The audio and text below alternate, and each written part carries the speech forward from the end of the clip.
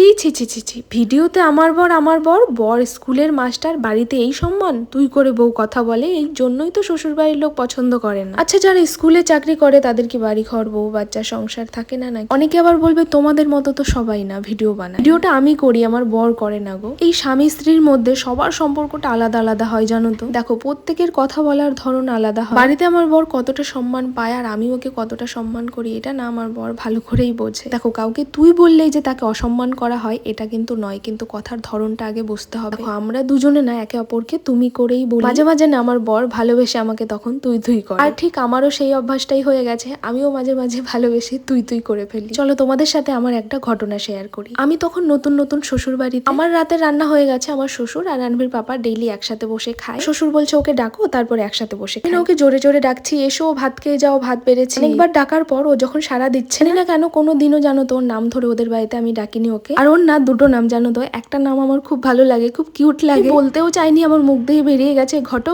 ভাত বেড়েছি খেয়ে যাও। আমার শাশুড়ি সাথে সাথে আমাকে বলে, ওই তুই যে ওর নাম ধরে ডাকলি, তোর মাও কি তোর বাপকে নাম ধরে ডাকে? আমি সেই দিনও কিছু বলিনি আর আজও কিছু বলি না, আমার সাথে শুধু যেগুলো হয়েছে সেগুলোই বলি।